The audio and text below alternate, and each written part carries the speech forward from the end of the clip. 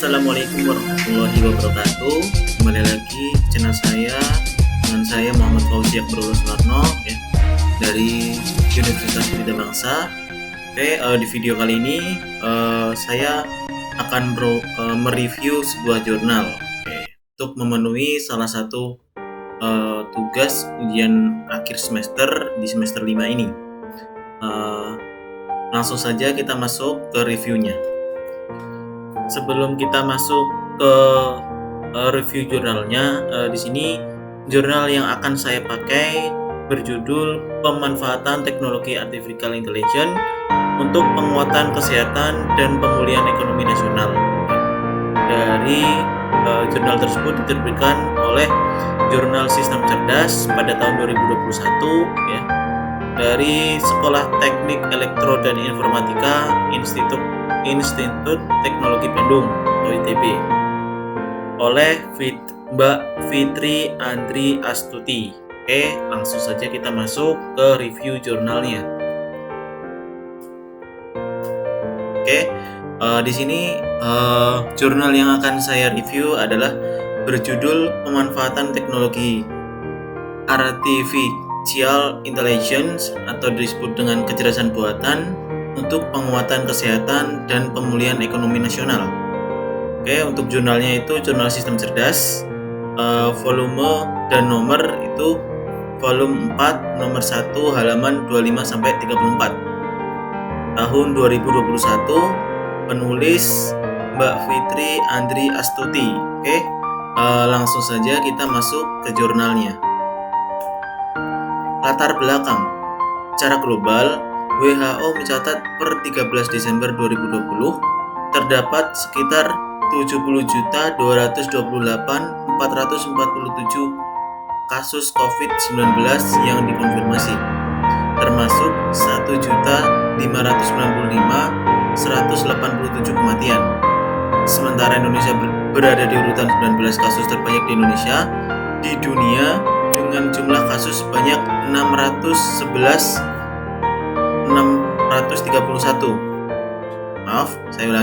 sebanyak 600.011.631, termasuk 18.653 kematian. Dengan jumlah kasus yang semakin meningkat, COVID-19 semakin menjerumus dunia dalam krisis kesehatan dan resesi. Keadaan ini mendesak pemerintah untuk mengambil keputusan dan memprioritaskan penanganan pandemi dan pemulihan ekonomi secara bersamaan. Pandemi COVID-19 juga mendorong percepatan berbagai inovasi teknologi digital, terutama di bidang kesehatan dan ekonomi. Sebenarnya bukan hanya berdampak di kesehatan dan ekonomi saja.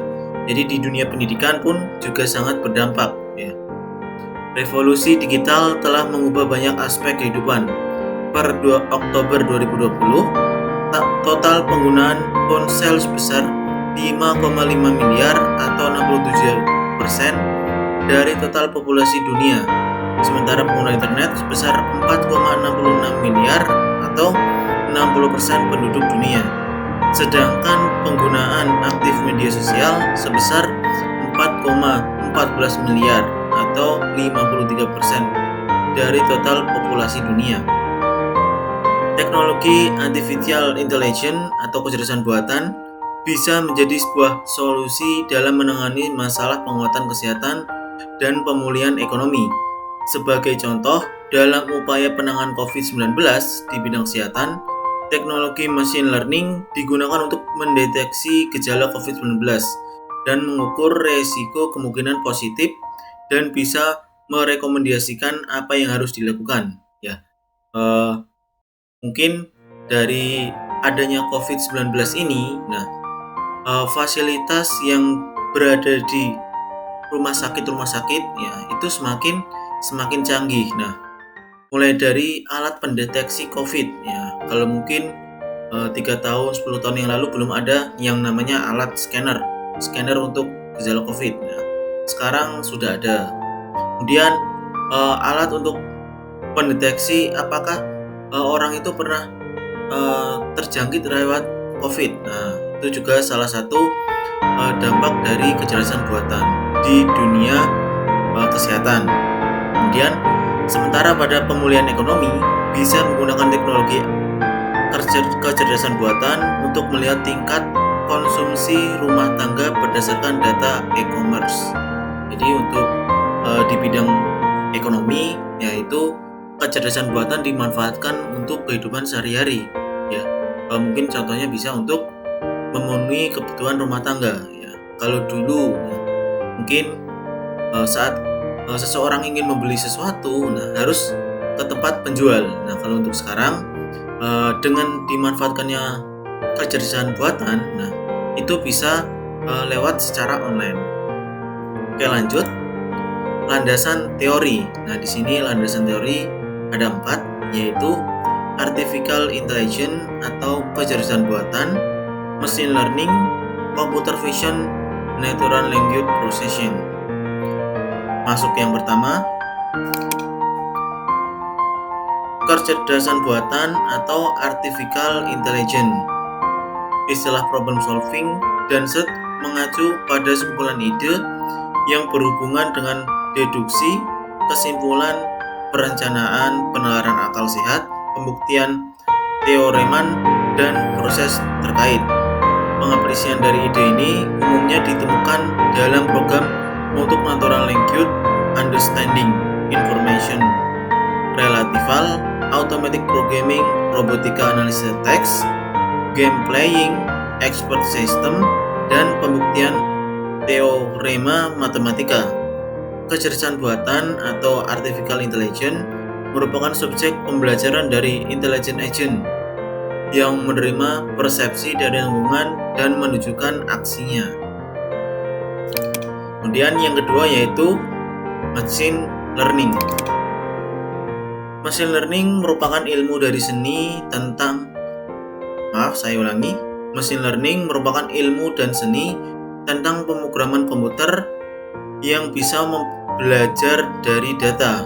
Machine learning secara umum dibagi menjadi 4, yaitu supervised learning, yaitu dataset yang digunakan sebagai label. Label adalah tag pengenal dari data. Klasifikasi email spam adalah contoh supervised learning. Kemudian yang kedua, unsupervised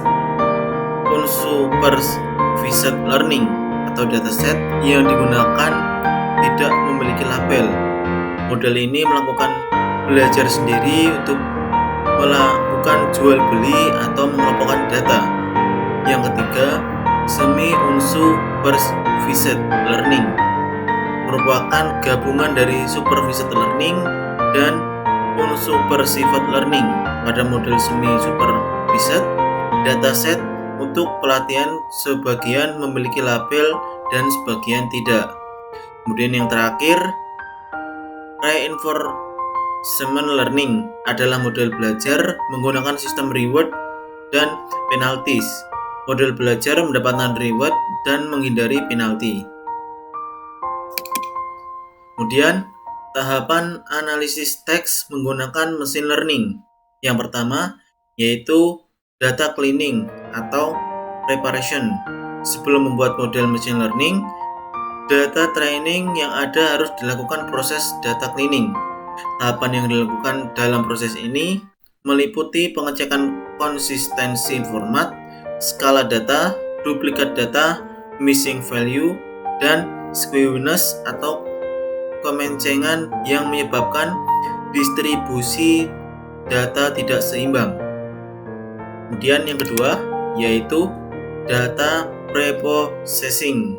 Dalam tahap ini dilakukan berbagai proses dimulai dari scaffolding atau membuat teks berhuruf kecil semua, kemudian tokenizing, yaitu ini akan dilakukan proses penghapusan angka, kata sambung, tanda baca, dan memecah kalimat ke dalam tokens atau kata-kata penyusunan. Kemudian dilakukan penghapusan kata-kata stop word yang seperti yang, dengan, dan kata penghubung lainnya. Kemudian yang ketiga, data normalization. Data normalization. Dalam tahap ini dilakukan normalisasi teks ke dalam bentuk baku sesuai dengan kaidah bahasa Inggris ataupun bahasa Indonesia. Semua kata-kata dalam bahasa slang, word, atau bahasa gaul akan diubah terlebih dahulu menjadi bentuk bakunya, ya jadi dibentuk secara formal. Sehingga pada saat membangun model nanti akan mengurangi bias dan diharapkan bisa meningkatkan akurasi model yang akan dibuat. Kemudian yang keempat, data classifying. Klasifikasi adalah teknik untuk menentukan kelas atau kategori berdasarkan atribut yang diberikan. Klasifikasi masuk dalam kategori supervised learning. Sebuah model classification bertujuan untuk menentukan kelas berdasarkan atribut tertentu. Kemudian kita masuk ke computer vision. Computer vision merupakan sebuah bidang studi yang fokus pada permasalahan membuat komputer untuk bisa melihat seperti manusia. Pada tingkat abstrak, tujuan masalah computer vision adalah menggunakan data gambar yang diamati untuk menyimpulkan sesuatu tentang dunia. Bidang ini subbidang artificial intelligence dan machine learning yang melibatkan penggunaan metode khusus dan memanfaatkan general learning algoritma. Jadi untuk computer vision ini agar sistem itu bisa membaca identitas seseorang melalui retina mata. Tujuan dari computer vision ini adalah untuk memahami isi gambar digital. Biasanya ini melibatkan metode pengembangan yang mencoba mereproduksi kemampuan penglihatan manusia dengan terlebih dahulu memberikan data training yang tepat. Memahami konten gambar digital bisa dengan melibatkan eksplorasi informasi dari deskripsi gambar yang mungkin berupa objek, deskripsi teks, model 3 dimensi, dan sebagainya. Jadi di computer vision ini kita Jadi di computer vision ini sistem itu membaca setiap identitas seseorang. Jadi misalnya ingin melakukan absensi cara berkala atau absensi manual untuk masuk atau keluar sebuah perusahaan. Nah, mungkin kedepannya itu akan dibuatkan sistem scan retina. Kalau biasanya kan scan sidik jari ya. Kalau ini scan retina. Kemudian dampaknya untuk dunia ekonomi. Nah, untuk dunia ekonomi ini mungkin berdampak dari proses masuk keluarnya seseorang dalam sebuah toko ataupun sebuah mall.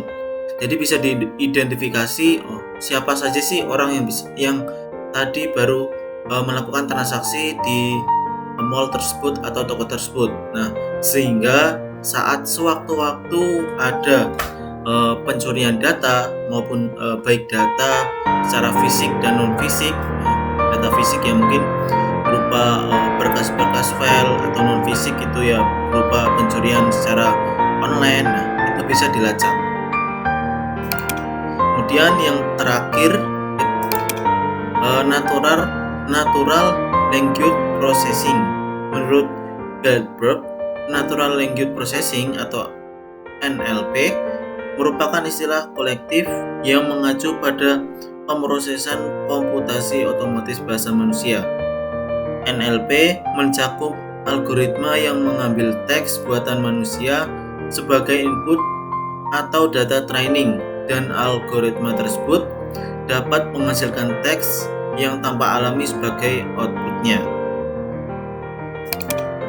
Kemudian kita masuk ke bagian terakhir, yaitu kesimpulan dan saran. Berdasarkan hasil studi literatur yang dilakukan, dapat disimpulkan bahwa teknologi artificial intelligence atau kecerdasan buatan mempunyai potensi besar dalam penguatan sistem kesehatan dan pemulihan ekonomi nasional. Dengan adanya teknologi artificial intelligence bisa dimanfaatkan dalam rangka penguatan sistem kesehatan nasional, terutama dalam kasus pengendalian COVID-19. Ya, jadi seperti yang saya katakan tadi, untuk mungkin dampak dari penanamannya kecerdasan buatan dalam dunia kesehatan itu mungkin bisa berdampak positif untuk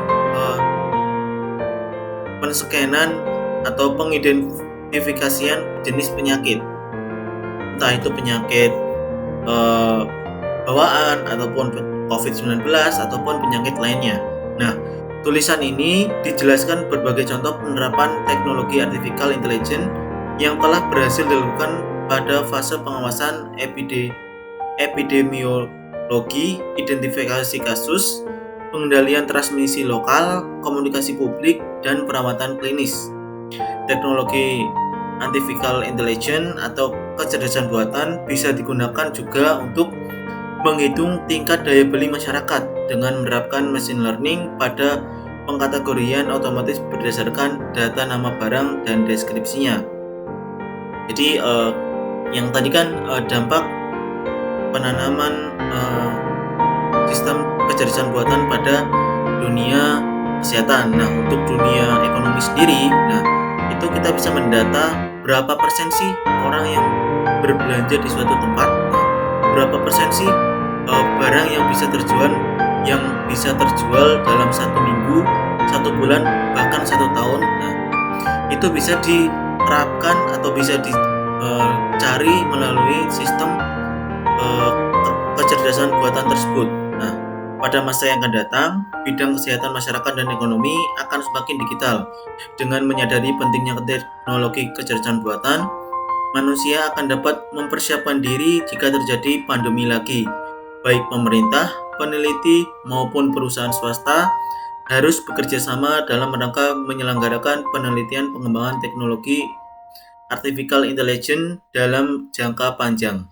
Hal ini perlu untuk dilakukan karena virus tidak mengenal batas wilayah dan bisa bermutasi sewaktu-waktu.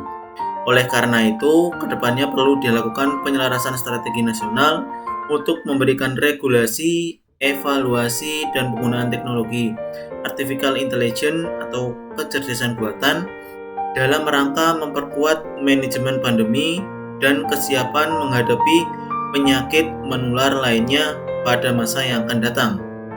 Jadi harapannya untuk di masa yang akan datang, jika sewaktu-waktu ada pandemi lagi, mungkin dari penanaman kecerdasan buatan itu sendiri bisa mengatasinya secara langsung ya.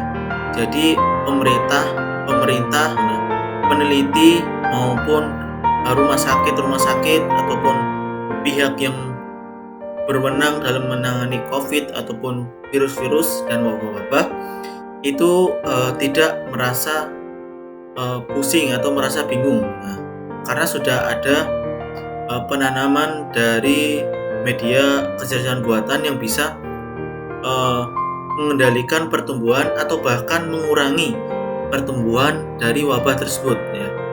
Atau mungkin bisa dari pengembalian ekonomi masyarakat tersebut.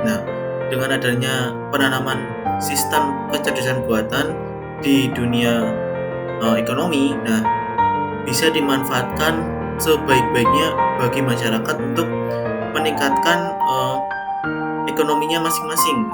Karena ya mungkin pada masa sekarang ini ya, mungkin sebelum adanya penerapan sistem kecerdasan buatan itu dalam ekonomi Indonesia ini sudah menurun drastis. Karena ya uang kita kan dibatasi. Uang kita dibatasi saat ingin melakukan transaksi atau belanja ataupun ingin jual beli barang. Itu tidak bisa dilakukan secara face to face. Dengan adanya sistem kecerdasan buatan ini, bisa untuk memulihkan ekonomi Indonesia. Bisa melalui secara online ya. Mungkin dulunya yang ingin berbelanja itu harus datang ke toko-toko. Kemudian karena pandemi tidak bisa belanja. Atau mungkin toko-toko dulunya itu menjual barang harus ada pembeli yang datang. Karena dengan penanaman kecerdasan buatan itu saat pandemi, maka tidak ada pembeli yang datang. Tapi karena sudah diterapkan kecerdasan buatan pada dunia ekonomi tersebut, pembeli bisa mengakses ataupun membeli barang tanpa harus datang ke tempat penjual. Nah, itu salah satu manfaat dari penanaman artificial intelligence dalam bidang ekonomi. Jadi ekonomi itu bisa berlanjut, bisa berjalan seperti biasa, seperti normal, walaupun adanya pandemi, walaupun adanya social distancing. Mungkin itu salah satu dari berbagai banyak manfaat yang didapatkan dari penanaman kecerdasan buatan dalam dunia ekonomi dan kesehatan. Ada sedikit tambahan, untuk dunia pendidikan pun sama. Sekarang mungkin banyak ya, mungkin sangat banyak sekolah-sekolah dasar, SMP, SMA, SMK, ataupun perguruan tinggi, universitas itu yang menerapkan sistem online untuk media belajarnya. Jadi walaupun ada pandemi, ada lockdown di berbagai daerah, itu tetapi pendidikan masih bisa berlanjut, masih bisa berjalan seperti biasanya. Mungkin itu tadi manfaat dari adanya kecerdasan buatan. Ya, mungkin itu saja yang bisa saya sampaikan. Kurang lebihnya saya mohon maaf. Sekali lagi, bagi teman-teman yang ingin bertanya, ya bisa bisa DM ataupun bisa komen di kolom komentar ya di YouTube saya, ini linknya, ataupun bisa melalui email saya ya. Ini mungkin itu saja dari saya, kurang lebihnya saya mohon maaf. Wassalamualaikum warahmatullahi wabarakatuh.